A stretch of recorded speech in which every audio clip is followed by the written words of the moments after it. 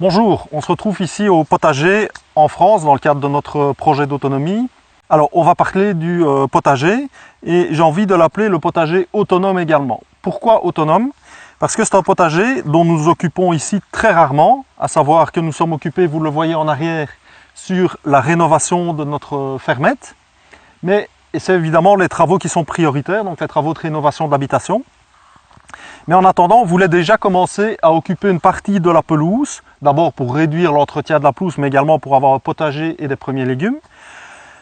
Dans un potager dans lequel nous savions dès le départ que nous n'aurions pas le temps d'y consacrer énormément de temps au niveau de l'entretien. Et donc, pourquoi est-ce que c'est un potager que j'appellerais autonome? Parce que c'est un potager pour lequel on n'a pas retourné le terrain, donc on n'a pas utilisé de fourche ni quoi que ce soit, donc le terrain n'a pas été retourné du tout. On a simplement placé des légumes qu'on n'a pas arrosés, donc ici principalement, vous le voyez, on a des courges, potirons, des choux, des pommes de terre, et on n'a jamais arrosé l'ensemble. On n'utilise aucun produit chimique, et on est sur place ici finalement qu'à peu près en moyenne 4 à 5 jours par mois. Et donc, on ne s'occupe pas du potager. Donc aujourd'hui, le potager, il est en place. On a commencé le potager il y a 1 an à peu près, donc pour le mettre en place. Et aujourd'hui, on va vous montrer un petit peu la récolte de pommes de terre. Alors, l'intérêt de ce potager, si je le résume, c'est que c'est un potager qui ne demande pas de temps. Donc, il n'y a quasiment pas de temps. On fait simplement la plantation et puis on s'occupera uniquement de la récolte. Vous allez voir qu'il y a pas ou très peu d'adventices, donc ce qu'on appelle les mauvaises herbes, on ne s'en occupe pas, et il y en a très peu. Et je vous montrerai comment on peut éviter d'avoir des mauvaises herbes au potager. On ne l'arrose pas, donc il ne faut pas être présent, même en cas de canicule ou quoi que ce soit, il ne faut pas l'arroser, on n'a jamais arrosé. On ne place aucun produit chimique. On travaille sans outils, donc vous allez voir que je vais faire la récolte ici à la main. Le seul outil qu'on a utilisé, c'est une houe. En termes de budget, ça m'a coûté, à première vue, ici ça doit coûter 25 €. En fait, qu'est-ce qu'on a acheté? Les plants de pommes de terre, donc, dont la plus grosse partie était des plants de pommes de terre bio, et les graines qui étaient toutes des graines bio. On a également 2-3 choux qu'on a achetés qui étaient des choux à repiquer, donc qu'on n'a pas semé, qu'on a repiqué en place. C'est les seules dépenses qu'on a fait pour ce potager.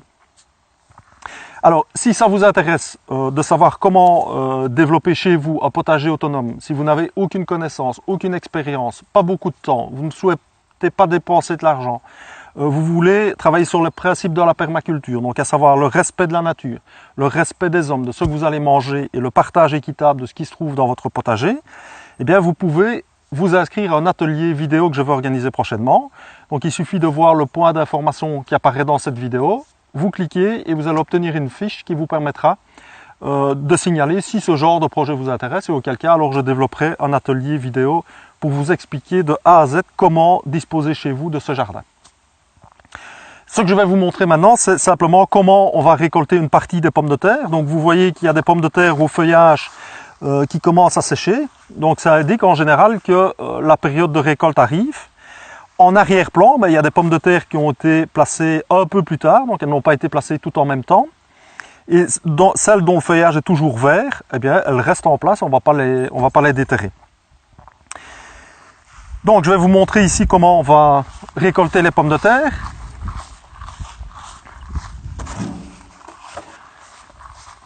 Très simplement, ici tout à l'heure on va faire l'ensemble de la ligne, mais ici je vais vous montrer simplement au niveau d'un pied de pommes de terre comment ça se passe. Donc j'ai pris récipient et simplement à la main. Donc un des principes également, c'est au niveau de la culture des pommes de terre, c'est qu'il est nécessaire de buter les pommes de terre, donc de recouvrir par des buttes les plants de pommes de terre. Et ce qu'on va faire, c'est simplement aller à la recherche des pommes de terre qui doivent se trouver en dessous des pieds de pommes de terre. Donc voilà, ici un pied de pomme de terre. Voilà, on récolte déjà des pommes de terre à la main relativement facilement. Elles sont propres, elles sont en bon état, vous voyez. Donc je vous rappelle, le sol n'a pas été labouré. On a simplement posé les plants de pommes de terre sur le sol et puis on les a recouverts par la suite. Alors il faut un peu chercher, bien entendu. Donc ici on est sur un seul plant de pommes de terre. Donc à peu près une pomme de terre de cette taille-ci qui a été placée au printemps et qui donne maintenant vous le voyez, une petite récolte. J'ai pas encore fini.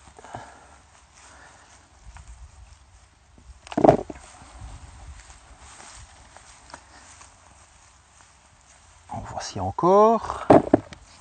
Donc toujours sur un seul plant de pommes de terre. Alors un des avantages de cette méthode-ci, c'est que vous pouvez récolter à la demande. Donc ici, on ne va pas récolter l'ensemble pour avoir un gros stock.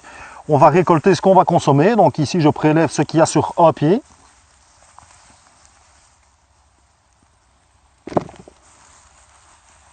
Voilà, je pense avoir prélevé le plus gros. Voilà, donc sur un seul pied de pomme de terre, voilà ce qu'on a récolté. Alors l'intérêt évidemment en travaillant de cette façon également, c'est qu'on est en train de préparer le terrain pour les années suivantes. Et donc le terrain qu'on aura amendé ici, qu'on aura enrichi avec la valorisation des tontes de pelouse principalement, donc on tond les pelouses et plutôt que de faire du compost, on le place directement sur le terrain. Ça va enrichir notre terrain, petit à petit on va avoir un terrain qui est de plus en plus fertile et qui va nous permettre de cultiver d'autres types de légumes. Alors, on vous expliquera tout ça dans l'atelier, quel type de légumes vous allez choisir les premières années pour débuter votre potager, quelles associations vous allez pouvoir faire, quels sont les légumes qui sont le plus adaptés à ce genre de culture. On verra qu'elles ne se prêtent pas à tous les légumes. Je vais vous montrer également comment on poussait les courges. Donc, si vous pouvez me suivre.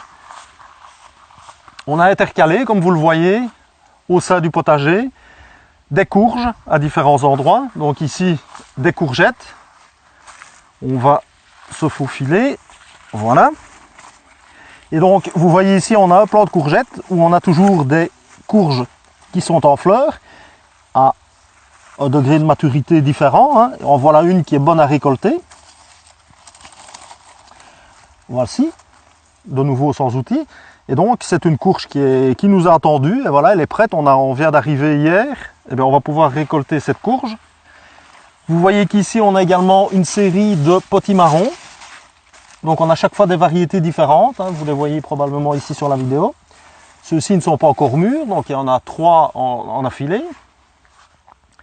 Un des petits problèmes qu'on a, mais c'est un problème mineur et on ne s'en plaindra pas, c'est que quand on est absent, évidemment, les courges continuent de pousser. Et parfois, on a des courges d'une taille qui fait qu'on ne va pouvoir les utiliser pratiquement qu'en gratin ou en soupe. Mais on vous expliquera, on vous donnera également au niveau de l'atelier quelques recettes comment exploiter vos légumes.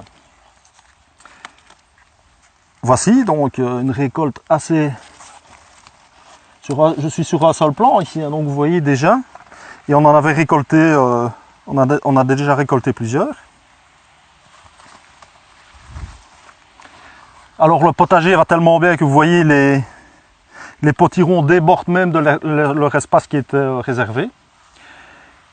Voilà, et donc ça pousse tout seul, il n'y a aucun produit chimique comme je vous l'ai dit, on ne s'occupe pas d'anti-limaces, de quoi que ce soit, rien du tout. Le potager travaille tout seul, en parfaite autonomie, on l'espère comme nous plus tard. Voilà, je vous rappelle, si ça vous intéresse, inscrivez-vous pour suivre les vidéos d'une part, et ensuite, si ça vous intéresse, il y a le petit i qui apparaît au niveau de la vidéo, à information, vous cliquez dessus, et vous aurez la possibilité de dire si ça vous intéresse ou pas de suivre l'atelier vidéo qui va vous expliquer comment faire un potager, similaire, sans connaissance, sans budget, sans avoir de temps, directement, et de pouvoir bénéficier de délicieux légumes biologiques de surcroît. Je vous remercie de votre attention. On se revoit peut-être dans la cuisine pour préparer tout ça dans une autre vidéo. À bientôt!